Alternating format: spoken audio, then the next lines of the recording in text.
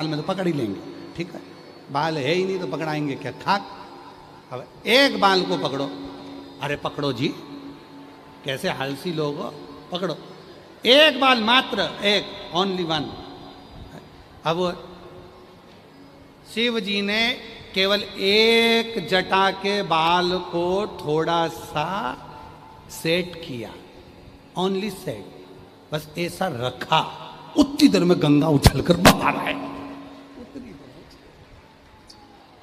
भागीरथ जी शंख बजाते आगे, गंगा मैया पीछे पीछे चले, पीछे 60,000 राख के जो ढेर थे सबको मोक्ष दे दिया। गंगा मैया खूब आनंद से घूमने लगी। एक दिन गंगा जी शिकायत करने शिव जी के पास पहुंच गए, वापिस शिव के पास। भोलेनाथ जी ने पूछा, गंगा क्या हो गया, आज तो तुम बड़ी ऐसा लग रहा है कि बहुत सारे प्रश्न लेकर आई हो, बहुत सारी शिकायत करने आई हो, बहुत सारी बात कहने आई हो, क्या बात है, हुआ क्या है? गंगा मैया बोली, प्रभु मेरी एक आपसे पूछना था, मैं दुनिया के लोगों के पाप धोती हूँ, दुनिया के लोगों का कष्ट धोती हूँ, सारे दुनिया के लोग पाप गंगा में छोड़कर चले जाते हैं, और जब दुनिया के लोगों का मैं इतना पाप धोती हूँ, दुनिया के लोगों का इतना पाप धो रही हूँ, तो तुम प्रभु मुझे अपने सिर पर क्यों रखते हो? फिर तो तुम मुझे पाँव में रखो, चरणों में रखो, फिर आप मुझे सिर पर क्यों रखे हो? जब मैं इतना पाप धो रही हूँ, सारा पाप, मैं दुनिया के लोगों का पाप अपने अंदर ले रही हूँ, फिर तो लोग उस पाप को आप अपने सिर पर क्यों रख रहे हो? आप तो चरणों में रखो, पाँव में रखो। शिव जी बोले, गंगा तुझे सिर पे रखने का एक कारण, तो दुनिया के लोगों के पाप धोती है, पाप धोकर तू वापिस आती है।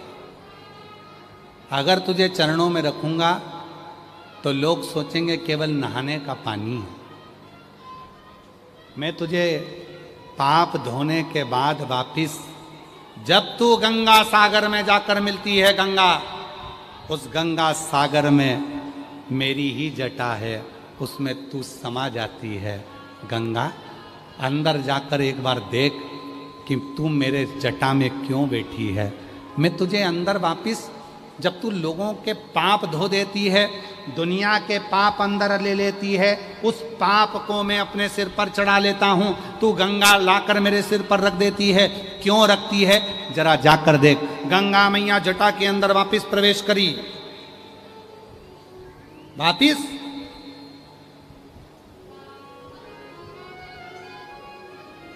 और गंगा जी ने वापिस प्रवेश करा जटा के अंदर। अंदर जाकर गंगा जी क्या देख रही है? हजारों लाखों संत साधु सन्यासी तपस्वी साधक उपासक सब बैठे हैं जटा के अंदर और भजन कर रहे हैं। सब बैठकर भगवान का नाम ले रहे हैं। श्री शिवाय नमस्तुभ्यं,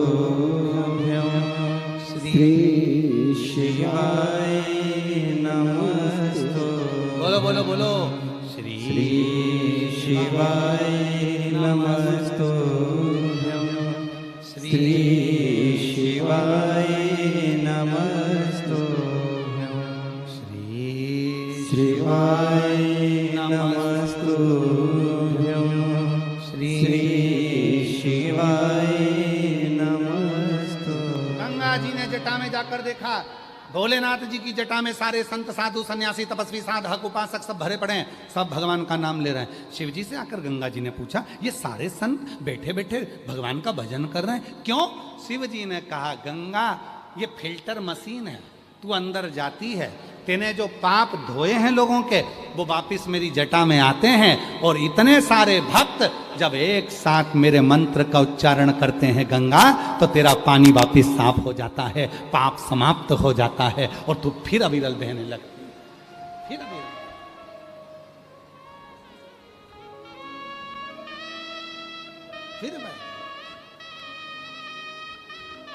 भजन में वो बल है, भजन।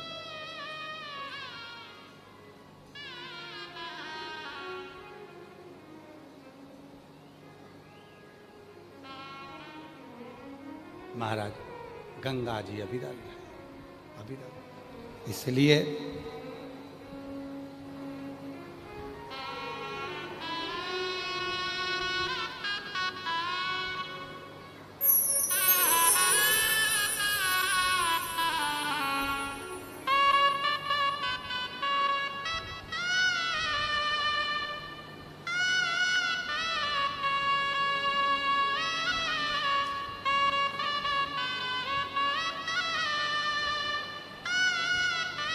शिव तत्व कहता है, भगवान शंकर की पवित्र कथा कह रही है महाराज।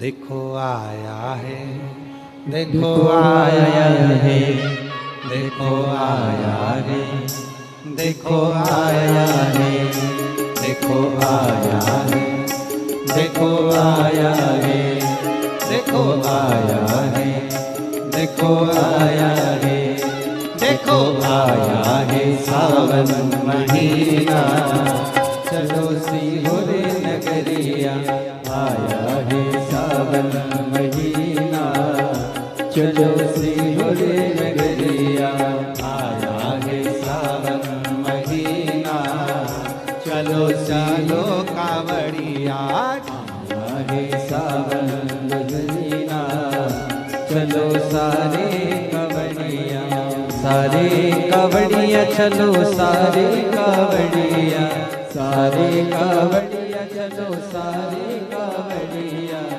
सारे कांवड़िया, चलो सारे कांवड़िया, सारे कांवड़िया, चलो सारे कांवड़िया।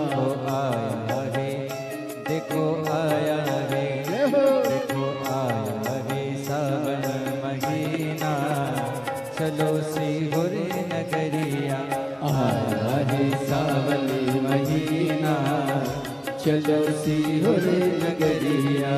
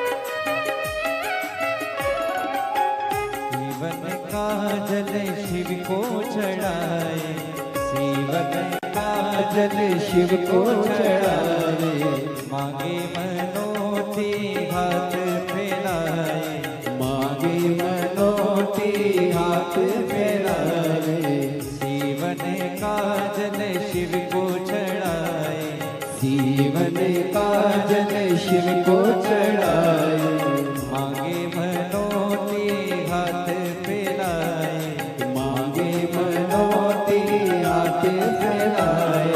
बम बम का हो बम बम का, बम बम का हो बम बम का, बम बम का गाए तराना, चलो सीहोर नगरिया, बम बम का गाए तराना, वो चलो सीहोर नगरिया, सीहोर नगरिया मेरे बाबा की नगरिया। सीहोर नगरिया मेरे बाबा की नगरिया, सीहोर नगरिया मेरे भोले की नगरिया, सीहोर नगरिया मेरे भोले की नगरिया।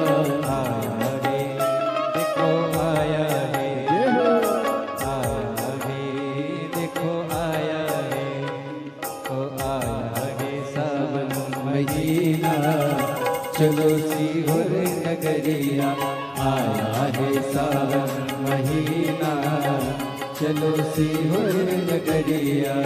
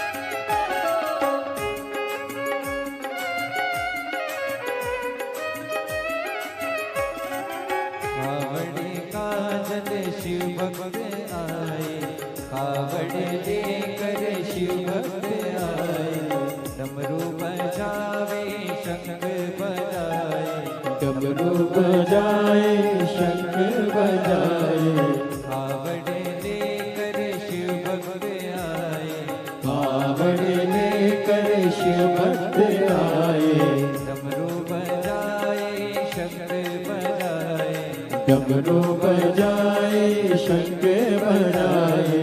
सजने लगा शिव का द्वारा, सजने लगा शिव का द्वारा, चलो सीहोर नगरिया सज गया शिव का द्वारा, चलो सीहोर नगरिया।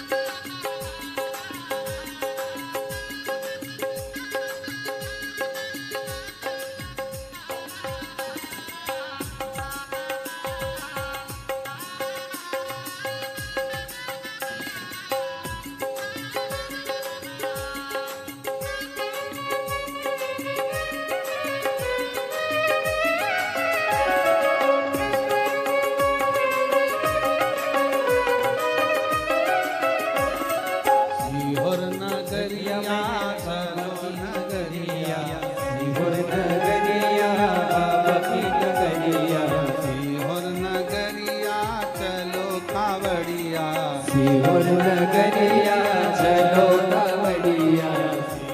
नगरिया चलो कावड़िया, सीहोर नगरिया चलो कावड़िया,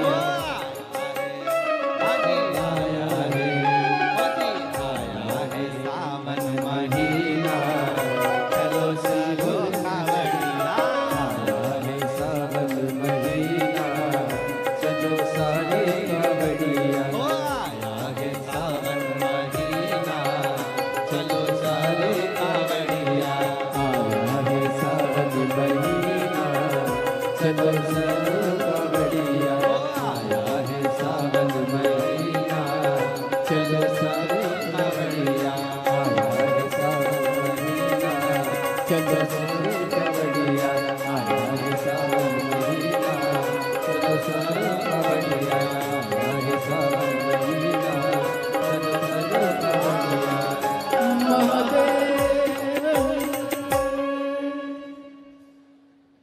अपने स्थान पर बैठकर भगवान देवाधिदेव महादेव को अपने मन का भाव कहिए, प्रार्थना करो, विनय करो, निवेदन करो, विनती करो, बाबा को अपने मन का भाव करो।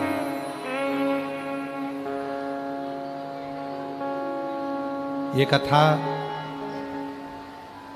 भिलाई छत्तीसगढ़ में चल रही है, जो 17 अगस्त को प्रारंभ हुई है। 23 अगस्त को कथा विराम होगी। 25 अगस्त को सीहोर कुबरेश्वर धाम की कामना कावड़ है। सुबह 9 बजे माँ सीवन के तट से प्रारंभ होकर 11 किलोमीटर बाबा कुबरेश्वर धाम तक जाएगी। जो भी कावड़ यात्री सीहोर आ रहे हैं उनसे निवेदन है, सोना चांदी हीरा पन्ना लेकर मत आना। छोटे बच्चों को लेकर ना आए, बुजुर्ग ज़्यादा हैं ना आए, बीमार हैं ना आए। बाबा का वहीं से भाव से दर्शन करें। 11 सितंबर से 17 सितंबर तक ऊंचाहार रायबरेली उत्तर प्रदेश में शिव महापुराण की कथा 1 बजे से 4 बजे तक रहेगी।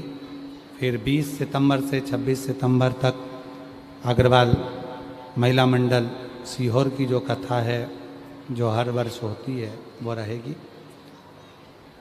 13 अक्टूबर से 17 अक्टूबर तक नेवाली बड़वानी में कथा रहेगी।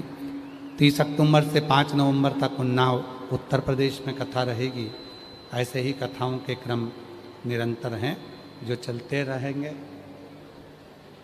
बाबा को अपने मन का भाव कहें, प्रार्थना करें, निवेदन करें, विनय करें, भाव से बाबा को अपने मन की बात कहें।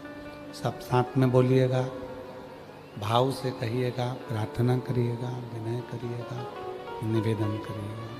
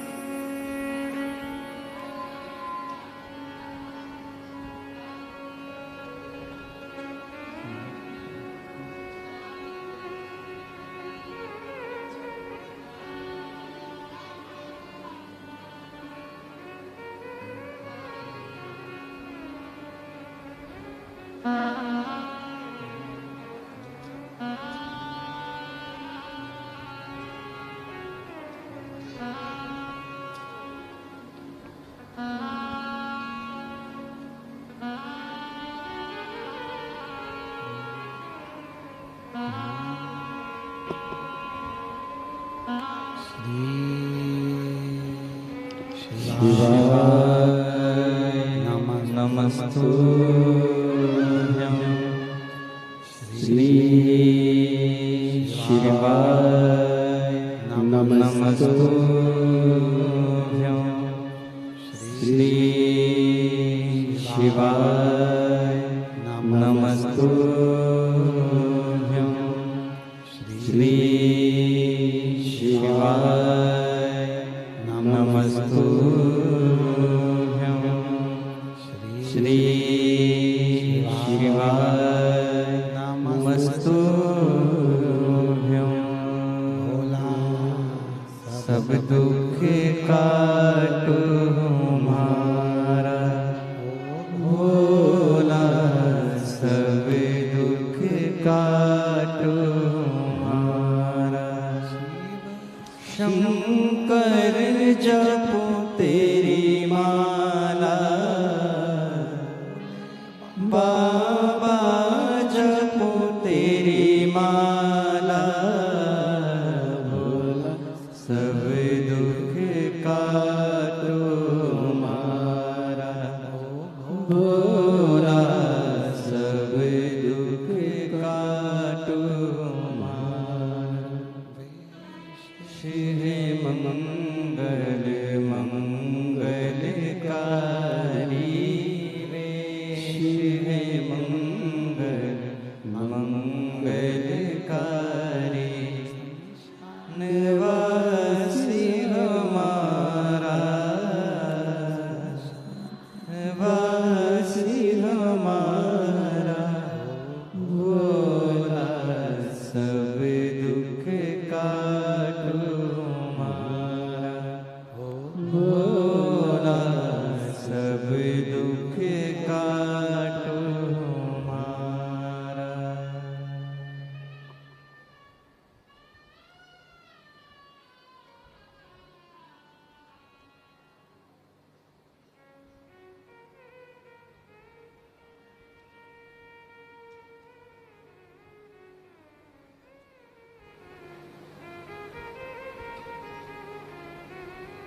बाबा देवादिदेव महादेव भगवान शिव और वरदानी त्रिकालदर्शी कैलाशी अविनाशी भगवान शंकर की पवित्र कथा कह रही है।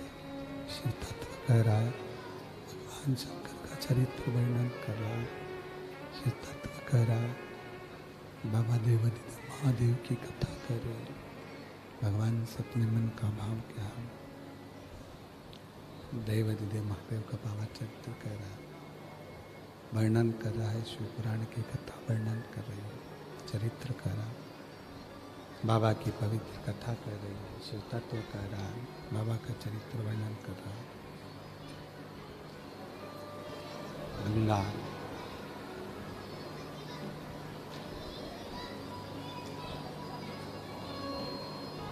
शिव कहते हैं, मैं तुम्हें चरण में नहीं रह सकता। शंभु शंभु शंभु शंभु शंभु शंभु शंभु शंभु शंभु शंभु शंभु शंभु शंभु। शिव कह रहे हैं, मैं तुम्हें चरण में नहीं रख सकता। मैं तुमको रखूंगा तो मस्तक पर ही रखूंगा, सिर पर ही रखूंगा, मैं तुम्हें चरण पर नहीं रख सकता। शंभु शंभु शंभु शंभु शंभु शंभु शंभु शंभु शंभु शंभु शंभु। मैं तुम्हें रखूंगा तो मस्तक पर ही रखूंगा। क्यों? मेरी जटा में संत साधु गुरुजन तपस्वी जन साधक उपासक बैठे हैं। वो जब भजन करते हैं, स्मरण करते हैं कि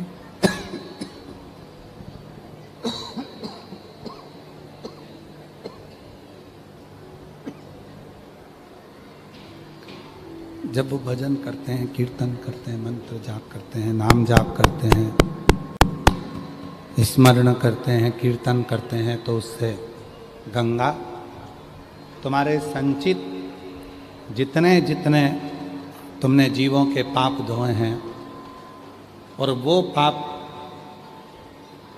जितना संत साधु सन्यासी तपस्वी साधक उपासक जो भजन करता है, उससे वो पाप कट जाता है।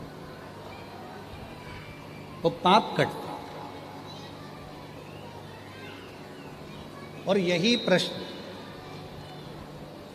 ये जो प्रश्न है, यही प्रश्न गंगा जी का जो प्रश्न है, यही प्रश्न एक बार माता पार्वती जी ने, माता सती जी ने कर लिया शिव जी से। सती माता ने भगवान शंकर से प्रश्न किया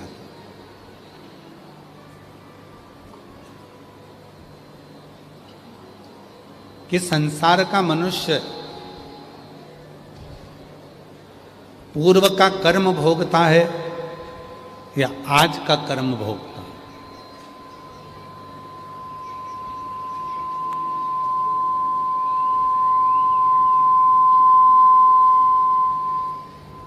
ये कब का कर्म भोग रहा है?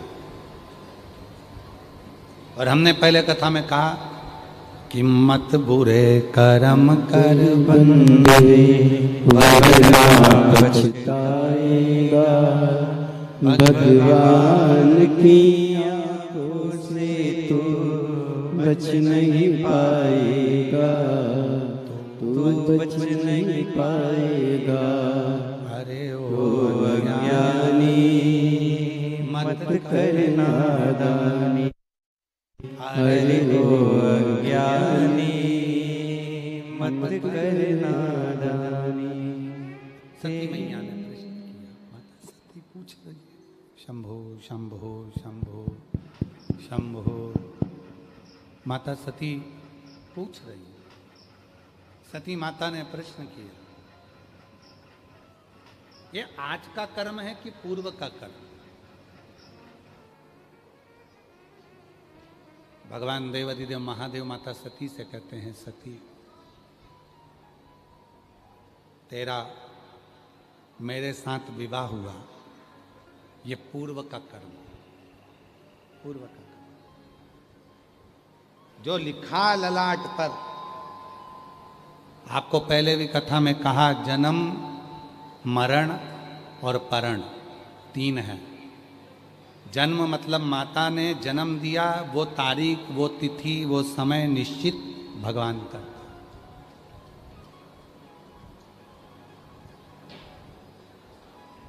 मरण मृत्यु कहाँ होगी, कब होगी, किस जगह पर होगी, वो भी शिव ने निश्चित कर रखा। जन्म मरण और तीसरे नंबर पर है परण, विवाह कहाँ कब किसके साथ होगा, ये उसने निश्चित करा। आप सब जितनी मेरी जीजियां बैठी हैं, तुम्हारे लिए कितने अच्छे अच्छे रिश्ते आए, बोलो ईमानदारी की बात है, कितने जोरदार जोरदार रिश्ते आए, कितने अच्छे अच्छे। और जितने मेरे जीजा बैठे हैं, तुम्हारे लिए कितनी अच्छी अच्छी लड़कियों के रिश्ते आए, पर तुम्हारी किस्मत में यही लिखी थी, तुम्हारे भाग्य में यही लिखा हुआ था, ये भाग्य। कितने देखे,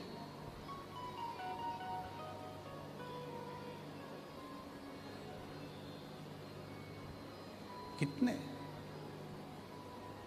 तो जन्म भगवान के हाथ में है, मरण भगवान के हाथ में है, और परण ये भी भगवान के हाथ में है।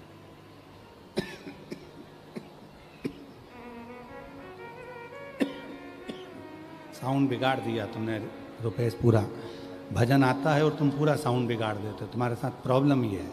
शंभु शंभु शंभु शंभु, जन्म मरण और परण ये तीन शिव के हाथ। इसको कोई बदल नहीं सकता, इसको कोई काट नहीं सकता है। जन्म काटेगा ना मरण काटेगा ना परण काटेगा। ये जन्म मरण और परण ये तीन जो शिव ने लिख दिया, जो भगवान शंकर ने लिख दिया, जो भगवान देवाधिदेव महादेव ने लिख दिया, वो होकर ही रहता। इसलिए सती को भगवान शिव जी ने कहा कि जो विवाह होता है, जो बच्चे होते हैं, जो परिवार मिलता है, जो कुटुंब मिलता है, जो संबंध मिलते हैं, ये हमारे पूर्व के कर्म से मिलते हैं, पूर्व के कर्म के अनुसार। जैसे कथा पहले सुनाई थी भिलाई में, आप लोगों को याद है क्या, स्मरण में हो कि एक सेठ जी के दरवाजे पर एक चोर चोरी करने के लिए गया। बहुत पुरानी कथा है, पहले हम भिलाई में सुना चुके हैं, पहली कथा। जिनने नहीं सुनी वो सुन लो। सेठ जी के घर में चोर चोरी करने के लिए गया। उसने पहले तख्ता लगा कर देखा कि सेठ जी इतने दयालु हैं, सेठ जी किसी को भी पैसा उधार मांगने आओ तुरंत दे देते हैं, पैसा उधार मांगने आओ और दे देते हैं। पर सेठ जी उससे पूछते हैं, ये जन्म में देगा कि अगले जन्म में देगा। पैसा उधार सेठ जी देते हैं, पर पूछते हैं, क्या पूछते हैं, जम के बोलो, ये जन्म में देगा कि, जम के तो बोलो, अगले जन्म में देगा। अब जो मन में सोचता था कि भाई अपन को तो खाना ही है सेठ जी का पैसा, तो कह देते अगले जन्म में देंगे, और जिनको देना रहता था वो कह देते थे इसी जन्म में दे, इसी जन्म में दे।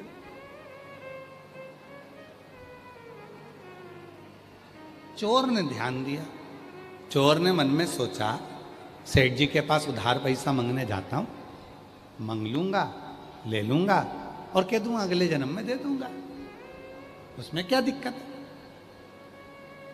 और तिजोरी भी देख कर आ जाऊंगा, सारा माल भी चुरा लूंगा।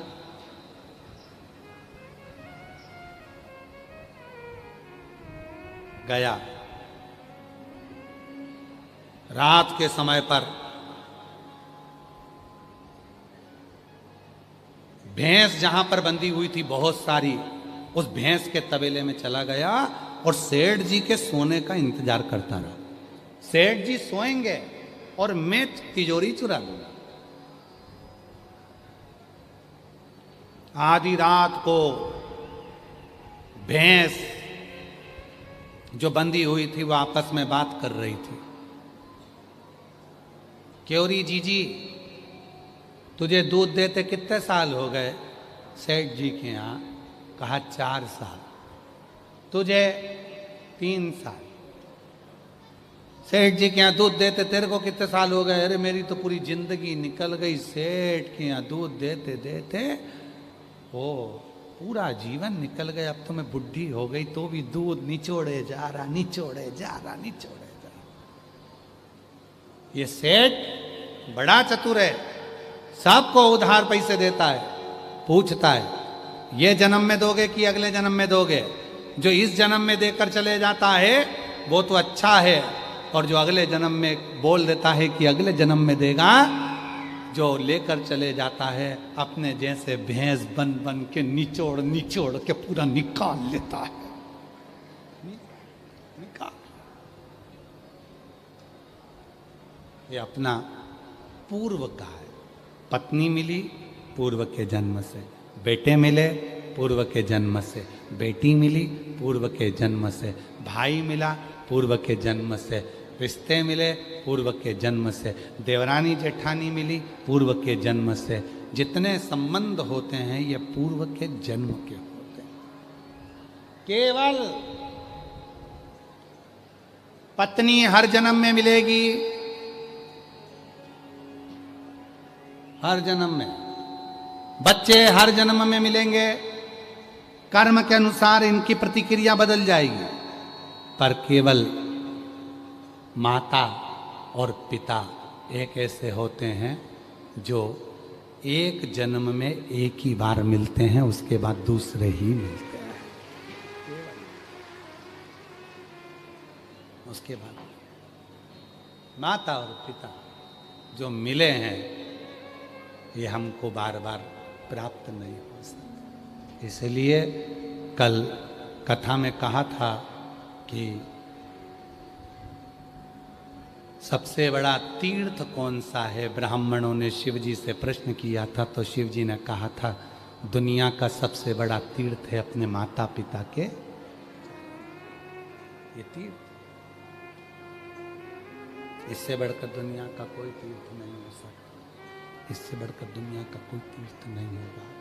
माता पिता के चरण से बढ़कर दुनिया का कोई तीर्थ नहीं हो सकता।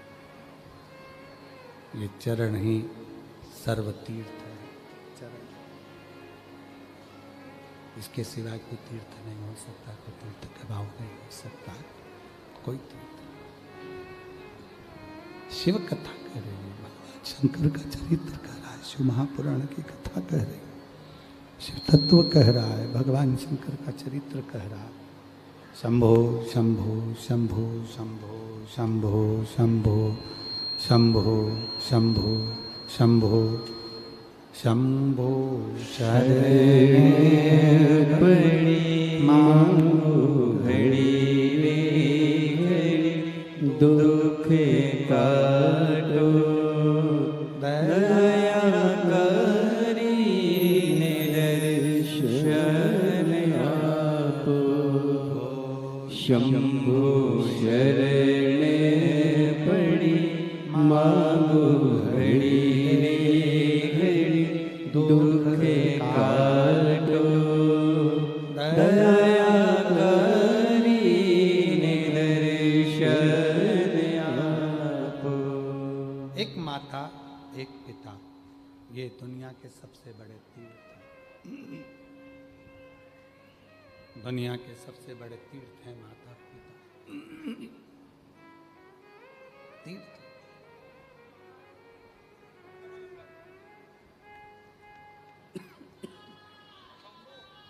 ये दुनिया का तीर्थ है।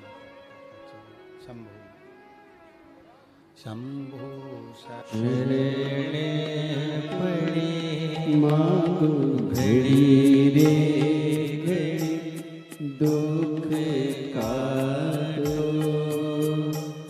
दया करीने दर्शन आपो। शंभु शरणे पड़ी मांगो घड़ी रे घड़ी दुख काटो। दया करीने दर्शन आपो। शंभु शरणे पड़ी मांगो घड़ी रे घड़ी दुख काटो। दया करीने दर्शन आपो।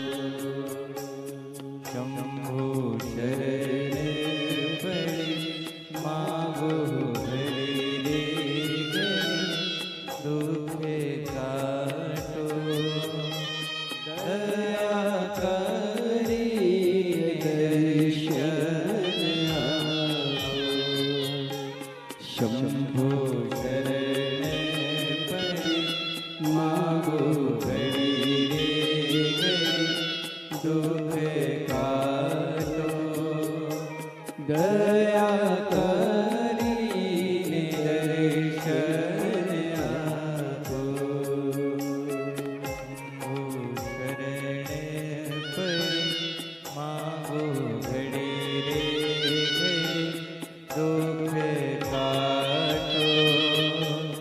दया करीने दर्शन आपो। शंभु शरणे पड़ी मांगो घड़ी रे घड़ी दुख काटो। दया करीने दर्शन आपो।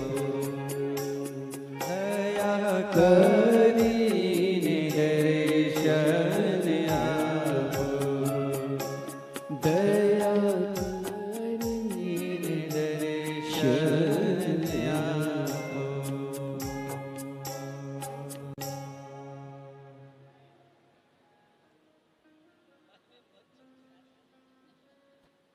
शंभु शंभु जो 7 ब्राह्मण ने 7 प्रश्न किए हैं, उन 7 प्रश्न में एक प्रश्न था कि दुनिया का सबसे बड़ा तीर्थ कौन सा? तो कहा वो तीर्थ है माता पिता के चरण, वो तीर्थ है माता पिता के चरणारविंद, माता पिता के चरण, वो तीर्थ है।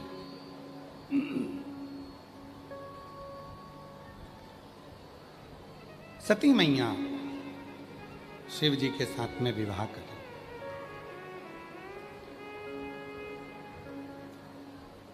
शादी में 3 चीजें बहुत मिलती है।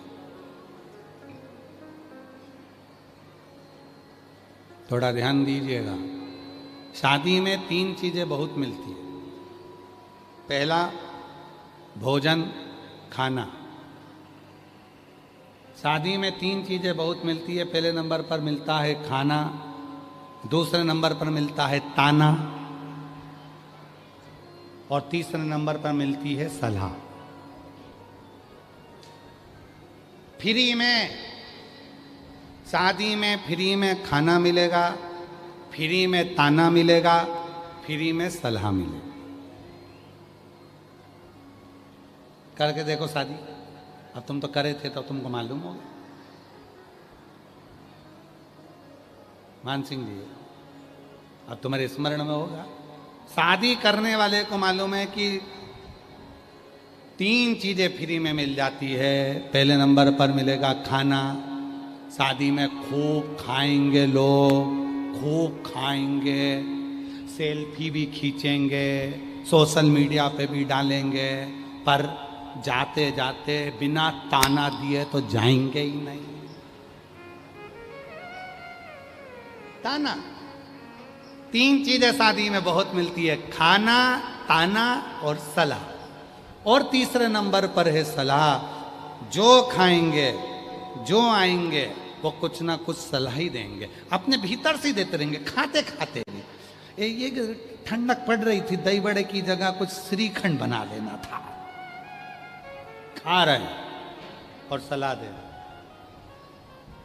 होटल अच्छी करी है, पर थोड़ी सी व्यवस्था और करना थी। थोड़ा सा है ना, 25-50 लोग और आ रहे थे तो उनकी व्यवस्था, थोड़े कमरे वमरे देख लेना थे, 2-4 कमरे और एक्स्ट्रा लेना थे, ऐसा कर लेना था। सलाह।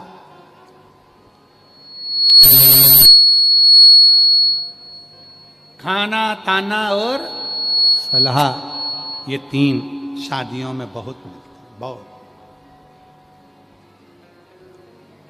और देखो, पहले शादी कहाँ होती थी? लोग होटल करते थे क्या? जम के बोलो जरा। नहीं करते थे। पहले शादी कहाँ से होती थी? अपने घर से। घर से शादी होती थी तो टेंशन भी घर में ही होता था। बारात आएगी, इनको खिलाना है, उनको पिलाना है, ऐसा करना है, वैसा करना है। अब शादी कहाँ होती है? बाहर। तो टेंशन भी कहाँ होता है? बाहर। शादी तुम्हारे घर में है और टेंशन पड़ोसी के घर में है। कितना खर्च कर रहा है शादी में, इतना इतना। कई कई लोगों को तो अटैक आ जाता है, सोच सोच के, सोच सोच। है एक कथा, एक बुढ़िया दरवाजे पे बैठी हुई थी और सामने से कपास की गाड़ी निकल कर गई। जैसे ही कपास की गाड़ी निकल कर गई, रुई की गाड़ी निकल कर गई, कपास की गाड़ी निकल कर गई, और बुढ़िया सोचने में पड़ गई, इतना कपास कितने का बिकेगा, कितने पैसे आएंगे, इतना पैसा आएगा तो उसके तो बिल्डिंग बन जाएगी, घर बन जाएगा, जमीन आ जाएगी, फैक्ट्री बन जाएगी, दुकान हो जाएगी, ये हो जाएगा। बुढ़िया बाहर बैठी बैठी सोचते सोचते सोचते सोचते बीमार पड़ गई और चक्कर खा के नीचे गिर गई। जैसे ही चक्कर खा के नीचे गिरी, घर के लोग उठा के अंदर ले गए। अंदर ले जाकर डॉक्टर को बुलाया, पर बुढ़िया को होश नहीं आया। बुढ़िया को जब होश नहीं आया तब पड़ोसन को मालूम पड़ा। क्या हुआ? हमारी अम्मा बीमार पड़ गई है। बाहर बैठी थी, बीमार पड़ गई। बाहर कुछ निकल कर गया था? हाँ, कपास की गाड़ी गई थी, रुई की गाड़ी। बस बुढ़िया जब से बीमार पड़ी है, डॉक्टर भी उसको उठा नहीं पा रहा है। इतने में पड़ोसन ने कहा, तुम मत उठाओ, मैं उठा के देखो, अभी बैठती हूँ। और पड़ोसन दौड़ती दौड़ती आई, सिर पे पल्लू लेके, जीजी उठ, जीजी उठ। जो सामने से कपास की गाड़ी जा रही थी रुई की, उसमें आग लग गई। जीजी उठ के बैठ गई तुरंत तुरंत उठ गई। क्यों? क्योंकि शादी तुम्हारे घर में होती है, आग दिल, हृदय, मन, दुनिया का जलता, टेंशन बाहर हो जाए तुम्हारे। इसीलिए शिव महापुराण की कथा कहती है, आग लगे बस्ती में, जम के बोलो जरा, अपन रहो, क्या किसको रोइए, भजन करो, स्मरण करो, कीर्तन करो, मंत्र जाप करो, नाम जाप करो, भगवत भजन में डूबे रहो, पर अपने चित्त से, अपने मन से, कोई भीतर से कोई ऐसी बात ना निकले कि जीवन में किसी को दुख की अनुभूति। एक पत्र है, अच्छा है, देखिए, बड़ा सुंदर पत्र है।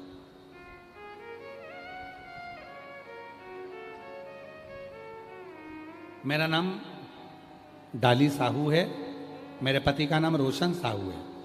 मैं नहर पार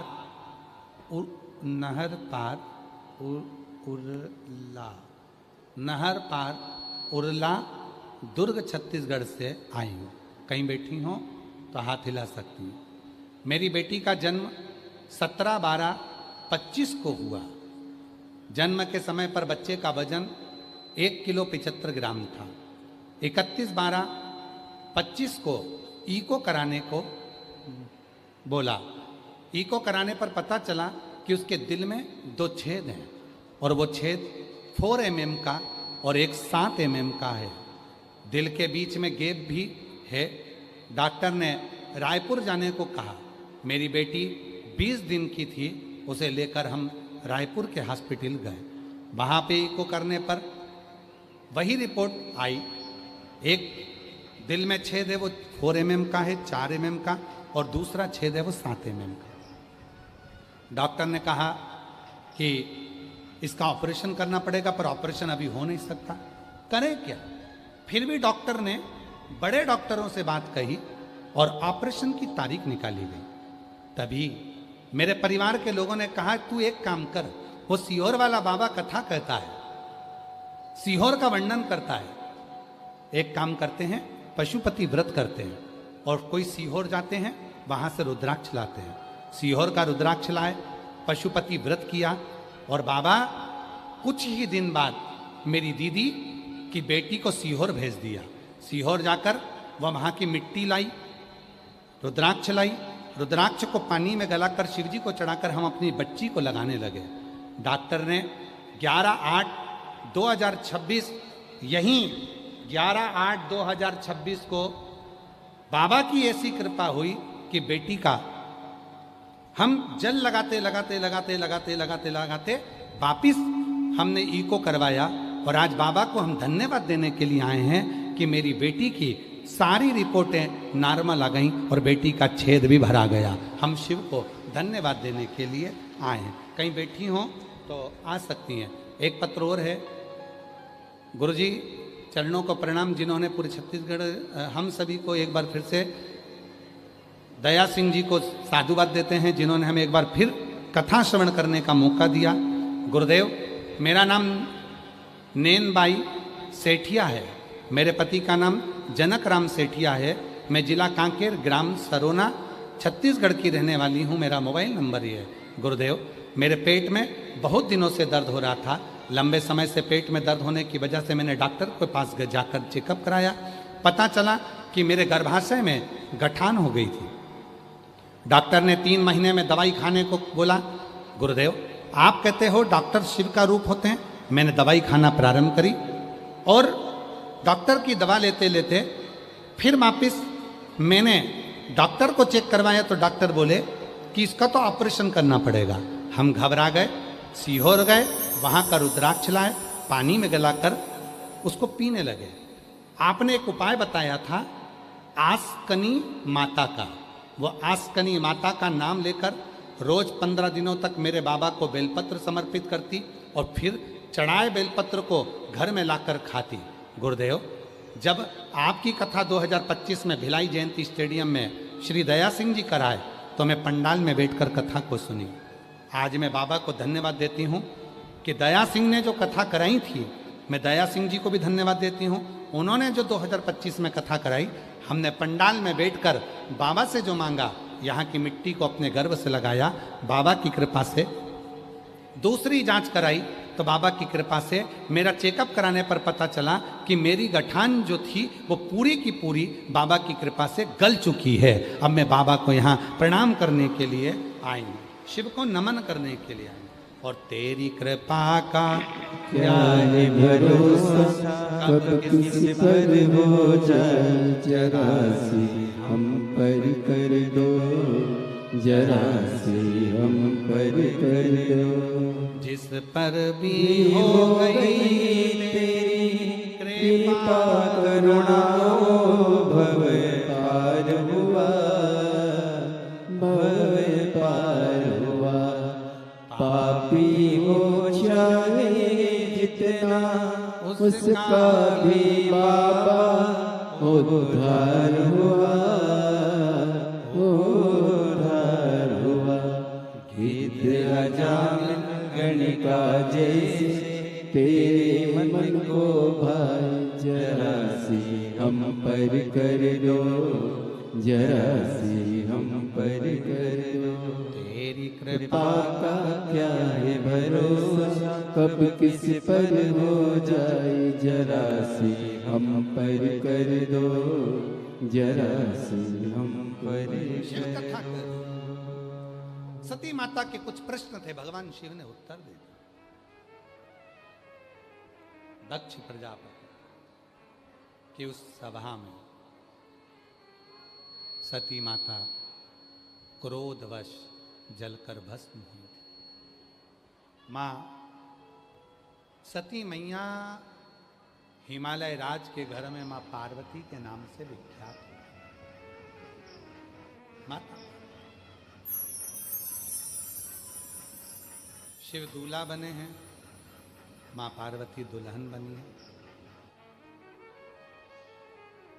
और भगवान शंकर और पार्वती जी का मंगल विवाह। शिव और पार्वती, मेरी जीजियों, ये मिलन केवल शिव और पार्वती का नहीं, विश्वास और श्रद्धा का, विश्वास और श्रद्धा का।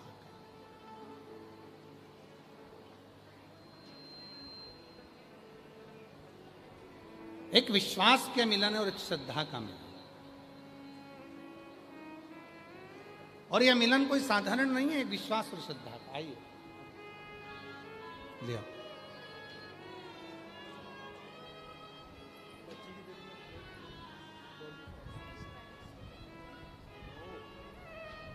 शंभो।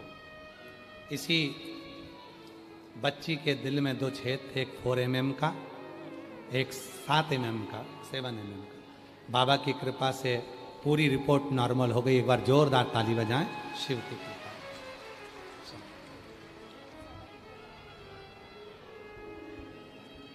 जिस पर भी हो गई तेरी कृपा करुणा, वो भव यही बेटी ने जो एक माता का इंटरव्यू लिया था, जिसको 40 साल के बाद बच्चा हुआ, 40 वर्ष की उम्र में बच्चा हुआ और 24 वर्ष के बाद संतान हुई, इसी बेटी का इंटरव्यू था। एक बार जोरदार ताली बजाओ ऐसी बेटी। जिस पर भी हो गई तेरी कृपा करुणा, वो भव पार हुआ, भव पार हुआ। जामिल गणिका जैसे तेरे मन को भाई, जरा सी हम पर कर दो, जरा सी हम पर कर दो।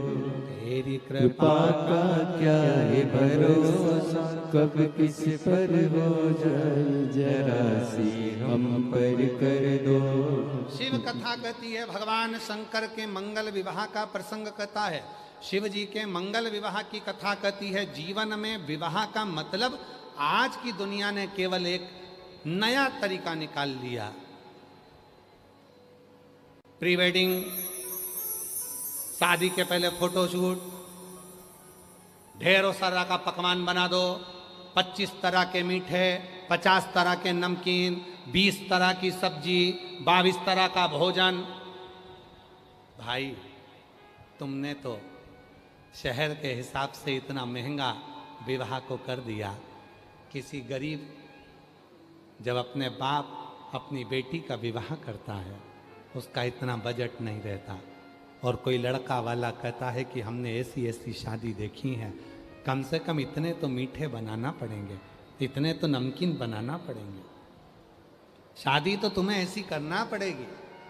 मेरा उन बेटियों को निवेदन है, उन बेटों को निवेदन है, माता पिता की परिस्थिति को देखकर ही विवाह करना। और मेरा बच्चों से भी निवेदन है और साथ में माँ बाप से भी निवेदन है, कर्जा कर कर कभी अपने बच्चों का विवाह मत करना, क्योंकि कर्जा का मतलब ही है कर कर कर जा, उसी का नाम है कर्जा। ऐसा विवाह किसी काम का नहीं जिसमें कर्जा। मत करो दिखावा शादी में ऐसा। लाखों रुपए तक खर्च कर दिए दिखावा करने के चक्कर में, खूब सारा बहुत सारा दिखावा करा। ना ना, दिखावे से विवाह नहीं है भाई। मेरे शिव जी का मंगल विवाह हुआ, मेरे शंकर भगवान का मंगल विवाह हुआ। हिमालय राज ने भगवान देवादिदेव महादेव के पास पाती लिखकर भेजी कि बेटी का विवाह कर रहा हूं, ये साज सजाऊंगा, ये भोजन बनाऊंगा, ये मंगल साज सजाऊंगा, ये ऐसा करूंगा, ये वैसा करूंगा।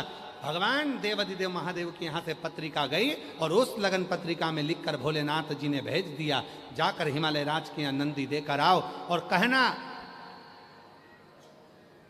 पार्वती का विवाह बड़ी सरलता और सहजता से करना, बेभाव से नहीं, धन से नहीं, संस्कारों के साथ बेटी का विवाह हो। संस्कार आज क्या हो रहा है, क्या है आज? देखो, देखिए आप,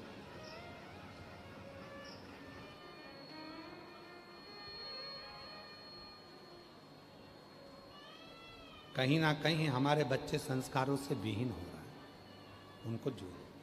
और फिर निवेदन इस व्यासपीठ से, छत्तीसगढ़ की भूमि से, बच्चों को कार भले मत दिलाओ, कार दिलाओगे बच्चे बेचकर खा जाएंगे, बच्चों को संस्कार दिलाओ तो कारों की लाइन लगा रहे हैं। संस्कार, श्रेष्ठ संस्कार। क्या संस्कार है? हम देखे अभी कुछ दिन पहले दिल्ली का नजारा देखा था हमने, महाराज दिल्ली का नजारा देखा था, क्या संस्कार था? किसी को गाली देना, भारत के यशस्वी जिन्होंने भारत को विश्व गुरु बनाने की पहल रखी है और पूरे विदेशों में भी जिस भारत का डंका बज रहा है, तो उनको जो राजगादी पर बैठे हैं और पूरे हर सनातनी के दिल में निवास करते हैं, माननीय प्रधानमंत्री जी नरेंद्र भाई मोदी जी को तुम अपशब्द कह दे रहे? ये जीएनजी है, ये इसको कहेंगे जनरेशन आज का? इसको नहीं। संस्कारों में ढालो, खूब पढ़ाओ, कॉलेज पहुंचाओ, स्कूल भेजो, तुम्हारी मर्जी पड़े जहां भेजो। अभी हमारे बीच में माननीय शिक्षा मंत्री जी छत्तीसगढ़ शासन के यहाँ पधारे थे, तो हमने उनसे बात कर रहे थे, तो हमने बात करते करते में हमने पूछ लिया कि छत्तीसगढ़ शासन में आप पूछना, आप बताना हमने क्या पूछा आपसे, आप जरूर माइक पे बोलना। हमने क्या पूछा उनसे वो बताएंगे आपको माइक से। हमने पूछा छत्तीसगढ़ शासन के अंतर्गत स्कूलों में, कॉलेजों में, स्कूल के अंतर्गत किस चीज की प्रथमता रखी जा रही है, हमारा ये प्रश्न था। हमने माननीय शिक्षा मंत्री जी से पूछा, तो माननीय शिक्षा मंत्री जी को मैं साधुवाद दूंगा, एक बार जोरदार ताली बजाऊं उनके लिए, साध होता है आपको। तो उन्होंने कहा, गुरुजी हमारे छत्तीसगढ़ शासन ने, एक बार जोरदार ताली बजाओ माननीय यादव जी के लिए, शिक्षा मंत्री जी के लिए। उन्होंने कहा हमारे छत्तीसगढ़ शासन में स्कूल में, कॉलेज में, प्रत्येक